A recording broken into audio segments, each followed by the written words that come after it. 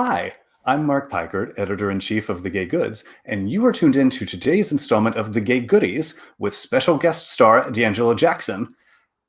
And 15 years ago, I got my start in gay porn. Then I got fired.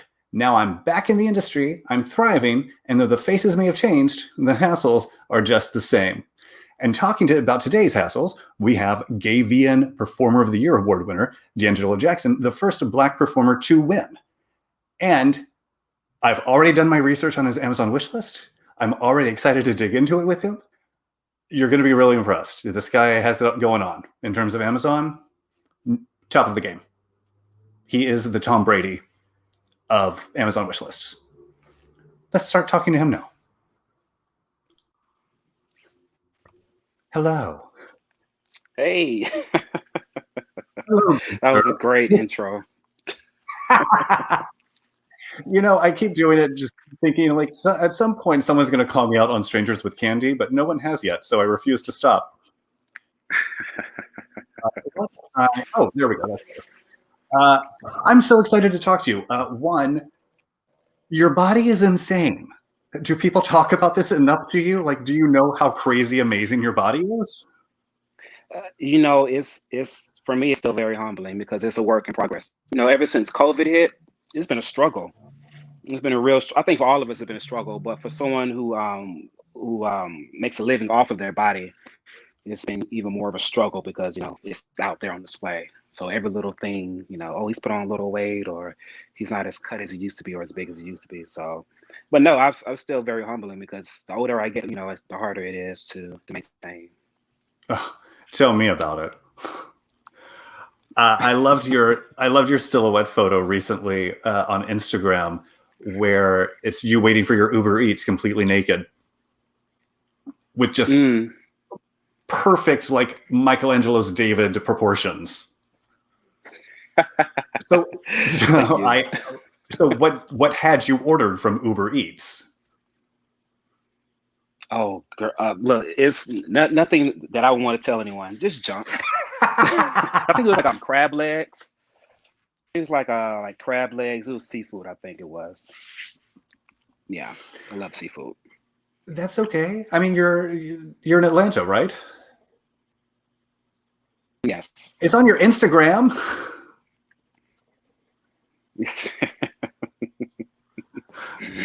I'm a proud ATLian.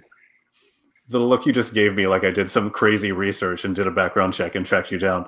Oh no, not at all. Not at all. No.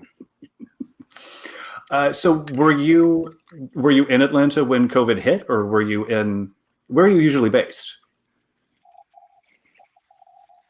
I reside here in Atlanta. I was actually in Vegas wrapping up filming for Noir Mill. And this was like March 8th. So it was like right there, right on the cusp before the pandemic. So, I mean, Vegas was just completely barren, completely just dried out. So I was like, oh my God, it's getting ready to get even worse. So once I landed here in Atlanta, I think that Tuesday, the 10th or the 11th, everything shut down. So everything shut down. It was awful. How quickly did you realize that you were going to have to pivot to more online stuff on your own and not rely on studio stuff as it started stretching? Immediately, yeah. And for me, I'm not someone who's really big on content creation. It's become more of a chore than anything else. But the more I do it, the more I enjoy it. I found that spark again in doing it. Having another source of income coming in was huge. It really kept me from going under because you don't have anything coming in. I was supposed to be going to Montreal to film for men.com, and after that I was going to go like on a 2-week vacation in April, and well, I've been on vacation since March so to speak. So but things have picked up, but it's been hard for everyone.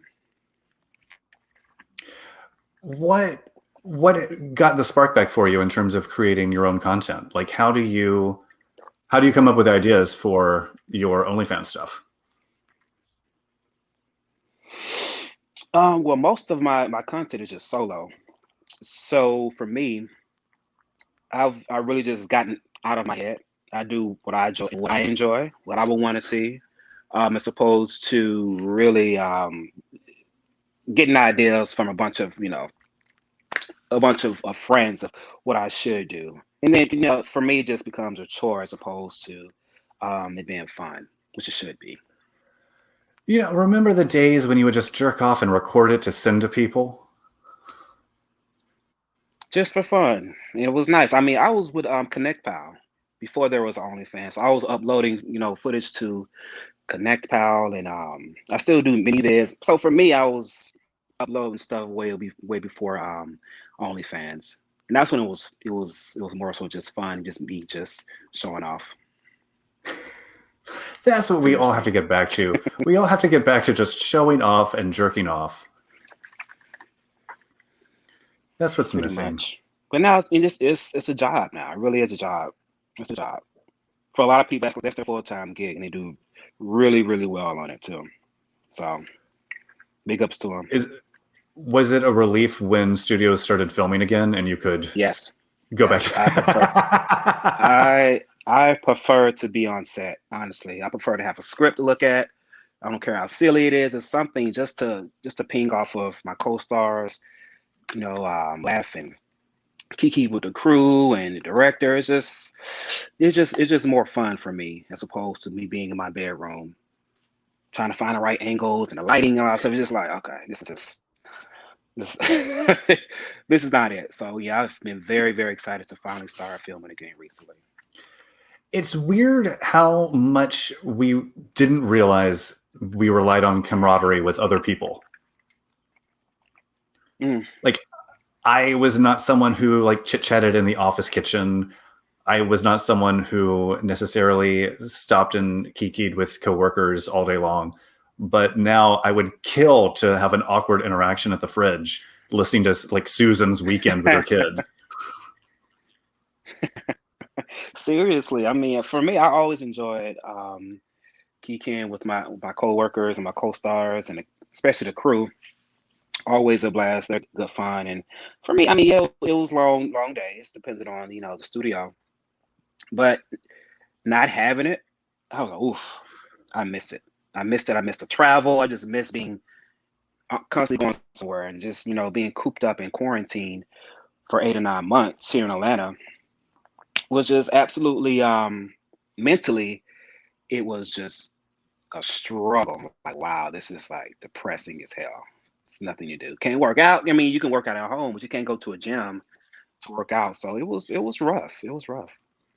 I was good the first 2 months of quarantine about working out at home. And then at a certain point, I woke up and looked at like the mat and thought, I don't want to eat and watch TV and work out in the exact same room. I can't. One of them has to go, and it's working out. Sorry, body. I'll see you in the spring. Yes, I swear to God. I know I put on easily as far as like body fat. Just I looked a mess as far as I was concerned. So you look. I know for me, I was just like, ugh. For me, it's motivation. Go to the gym. It's like therapy. It's like where I just get released, just as far as just getting out of my head. I'm in there for like 2 or 3 hours a day. So that's for me. It's just that's my happy spot. And so once that was snatched, just like, oh God, this is rough. I know. In the spring, I was like, wait, I can't go to the gym. I can't go to bars. What the fuck am I supposed to do? Right. Gay pride has just What? been. I mean, everything was just like, oh, this is just awful. I was This like, is you just want me to awful. I'm sit with just, my you?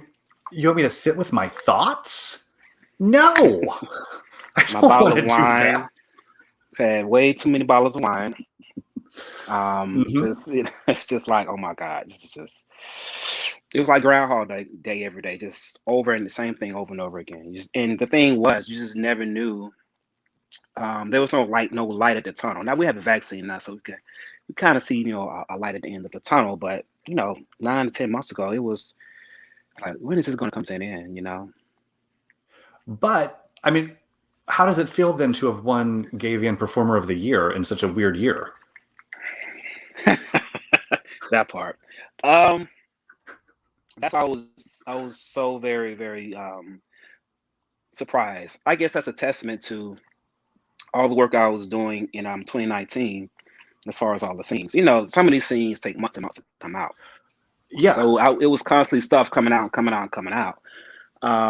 But yeah, I mean, shit, I completely just came to a halt in March as far as work. So it looked as though I was still working, so to speak. But no, I was very, very humble. And you know, to be in the industry for so long, that right there was just, you know, top notch for me. Very, very, very humbling. Then to come from best, you know, best actor the previous year, it's like, wow, this is incredible. This is incredible.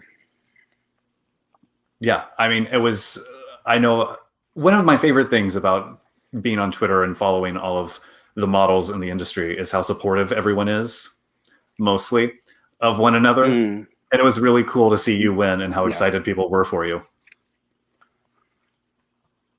Yeah, yeah, it was, you know, because I consider us a big family. Every, you know, award season, it's so nice to, used to, I guess they've completely shut down the Hard Rock Hotel.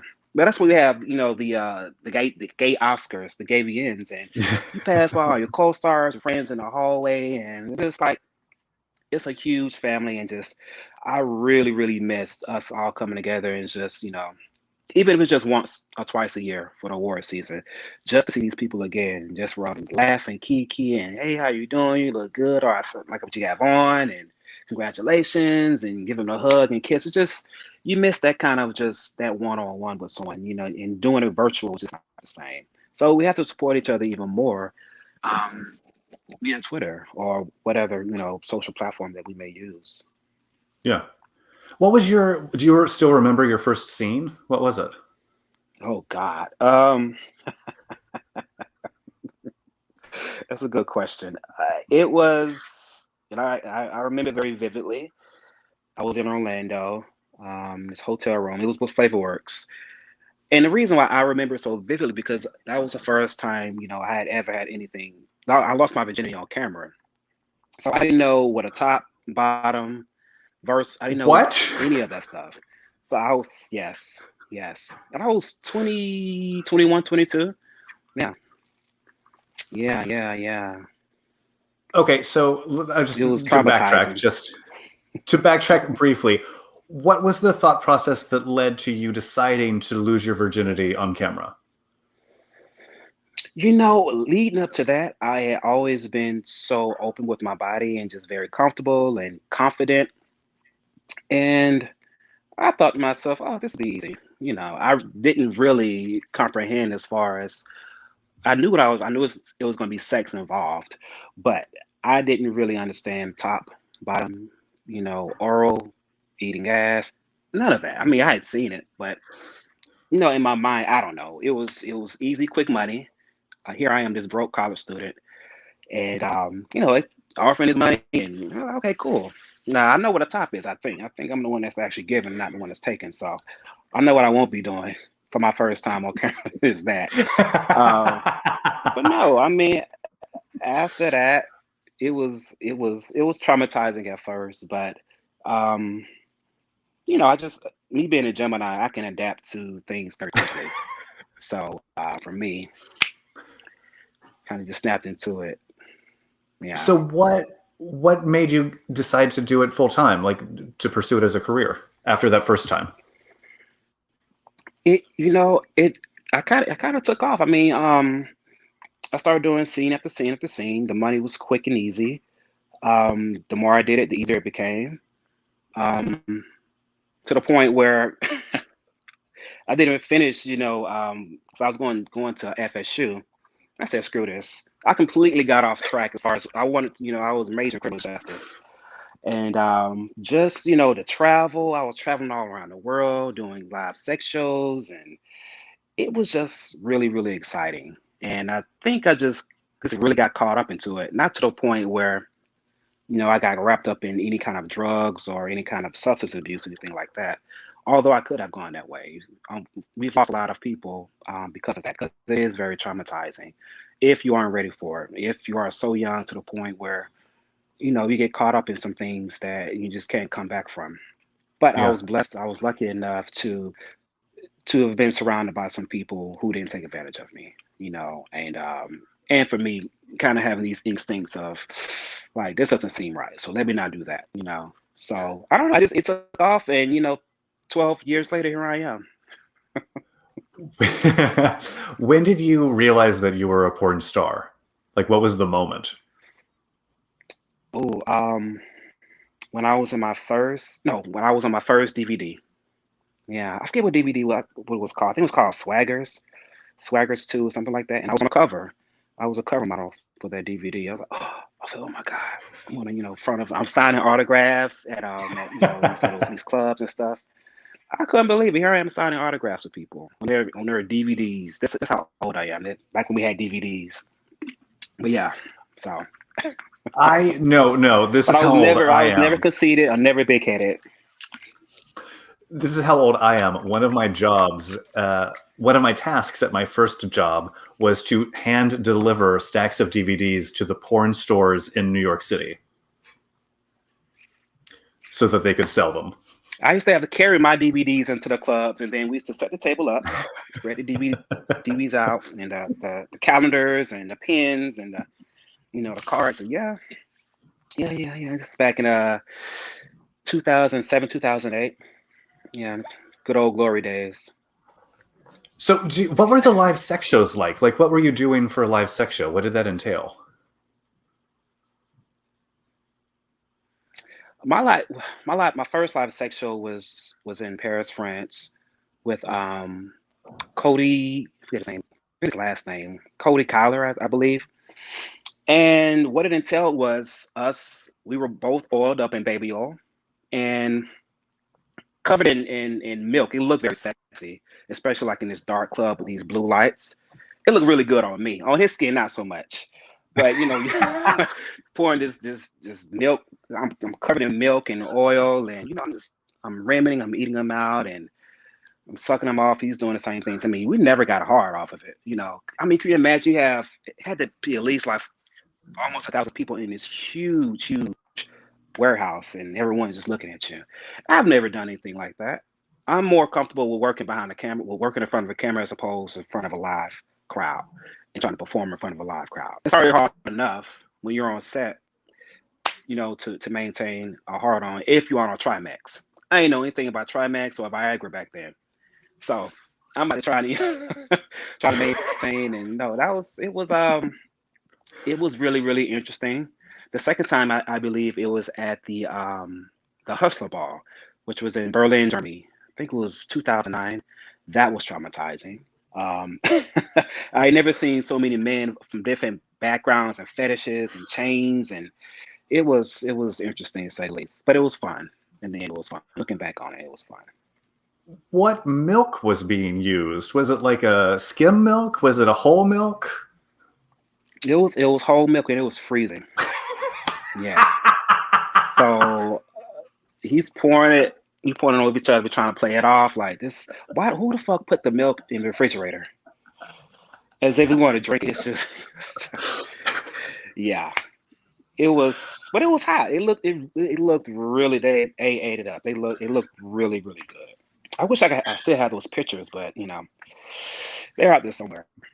Good times. That's a throwback. Someone watching this is going to have those saved on their desktop somewhere, and they'll get in touch with you. Oh yeah, that's out there somewhere. It's out there somewhere. So, are you someone who really enjoys engaging with people on direct messages?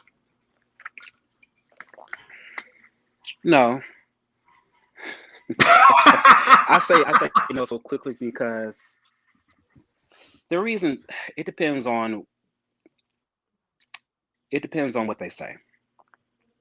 Um, a lot of guys, I think, feel entitled just to say anything to you because you're so open, and out there.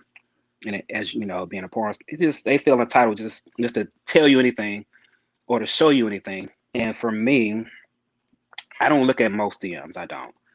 Oh, I mean, if someone say I'm a huge fan, I always respond to that, and I'm just very, very grateful for anyone just showing appreciation and showing love without the lust behind it so much, which is goes a long way for me. I mean, writers and editors have a saying, which is, "Don't read the comments."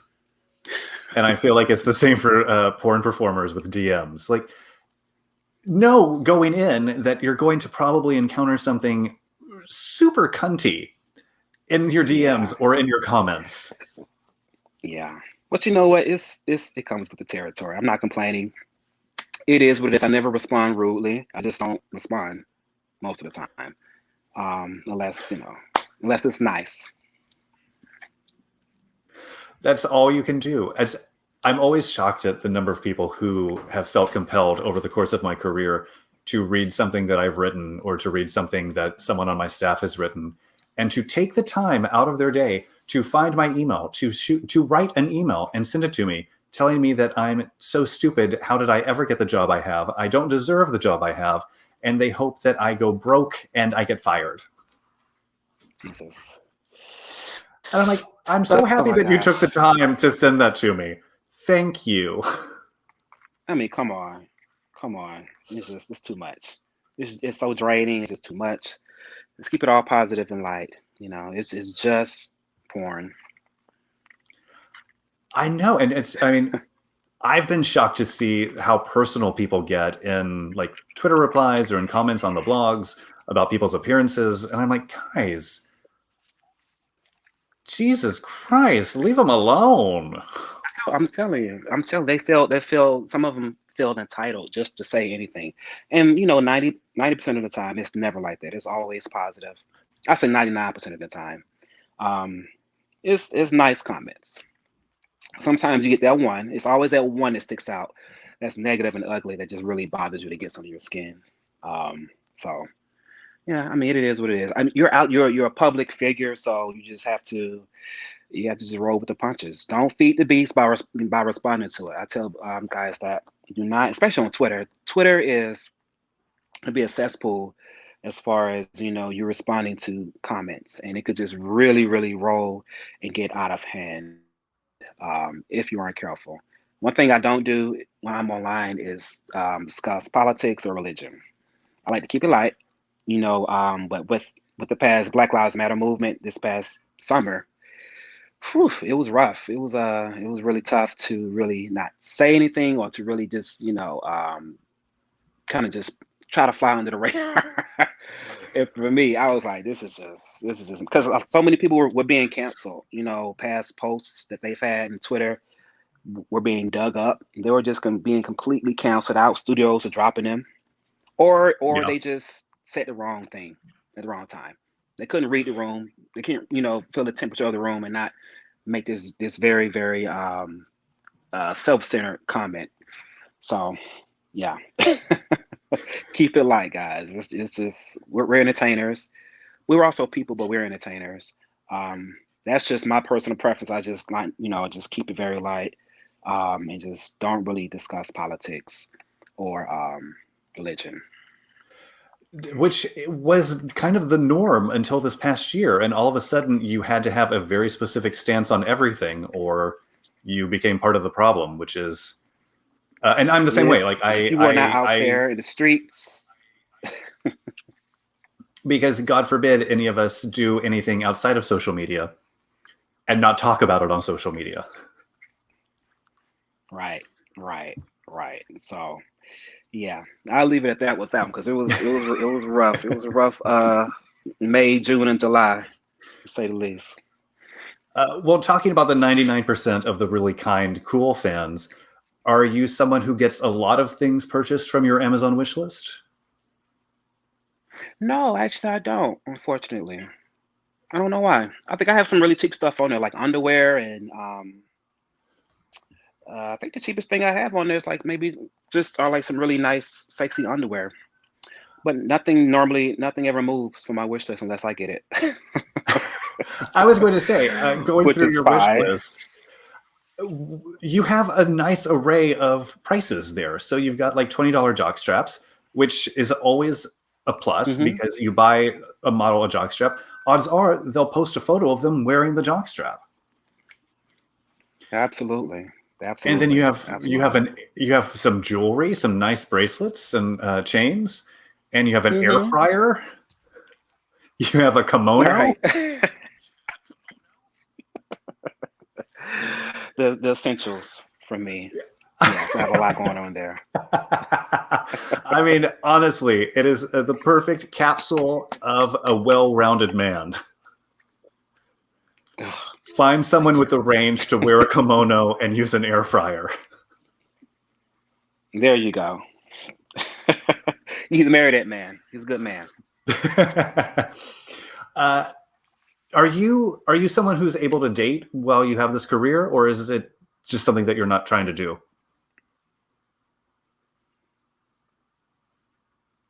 I've actually been with someone for off and on for 8 years now. So I Oh think, and wow. then the pandemic brought us even closer. So now it's like, so I think the only positive thing I take from COVID, the pandemic, was that I did grow closer to my partner. And now it's just become very serious. And obviously, he knows what I do. He always has known what I've done years and years ago, and he's never had a problem with it. It's full transparency. Um, he knows that it's work. My co-star, after we're done, "Ooh, good job, love. All right, see you later." I mean, and that's it, because and it's work. That's my co-star. It was a great scene. It was hot. The chemistry was fire. But that's you leave it on set. You don't take it with you. And I'm not so I'm very, very boring when I'm home. I'm a homebody. So if I'm not at the gym, I'm like literally here at home, just relaxing or making content. Um, and that's pretty much it. We have Sunday fun days here in Atlanta. We go out, have brunch, um, outside, and we walk around, go to Piedmont Park. That's pretty much it for me. I mean, I'm not out having a lot of sex at all. I really don't have sex unless I'm on scene, honestly. I'm really that boring. I'm that guy. Do It reminds me of you work. do you get recognized on the street a lot? Not a lot, but you get those looks. So guys see you, but I think 9 times out of 10, they just won't say anything. They just stare at you, you know. What do you do in a scene if the chemistry isn't fire? Like, how do you Mm. overcome that? You those are tough long days. I've been there maybe twice. Without assistance. I wish when I had those scenes I had assistance of something like a Viagra or a Trimax. But sometimes you don't have it, so you just have to find something on that person that turns you on. Um, think about the check being signed afterwards. Maybe that'll turn you on.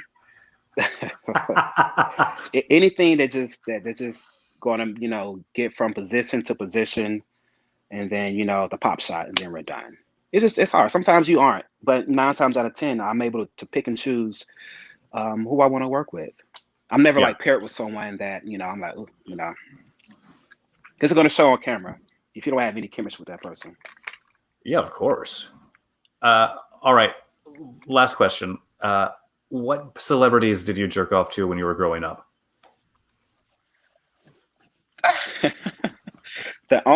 Oh my gosh, I hope I don't get a lot of.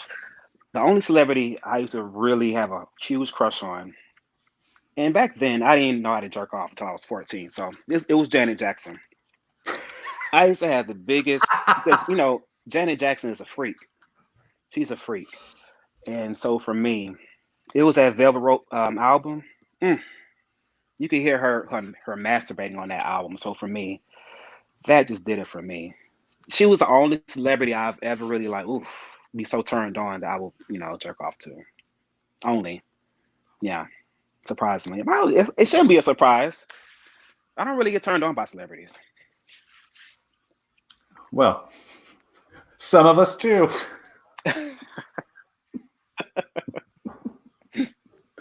I spent a lot of time looking at the Mark Wahlberg Calvin Klein ads. Mm, that's a good one. Yeah, Oh yeah, that's a good one. that body, yaddy, yaddy. He's still hot. He's still very hot. But Yeah, he's now, he's still holding on to it. but now the kids don't need Marky Mark and Calvin Klein. They have you on Instagram. Me and 1,000 other guys on Instagram to jerk off to. Yeah, these kids are so spoiled nowadays. We didn't They'll have this never growing up. know. You had to listen to Janet Jackson Mm. masturbating on the Velvet Rope album, and I had to find the Mark Wahlberg Calvin Klein ad. I didn't have AOL dial-up. I mean, so for me, I didn't have any porn magazines, any of that. So we didn't have Tumblr, we didn't have Twitter, we didn't have MySpace, none of that. So We had our yeah, I really struggled. imaginations. We had our imaginations. That's right. This is true. All right, that is all the time that we have today. Thank you so much for joining. You were as much fun as I had been promised that you would be. This was super fun. Thank you so much. I really enjoyed this. This was so much fun. Thank you. All right, thank you for joining me, and thank all of you for watching, and tune in next Monday for a new episode of The Gay Goodies.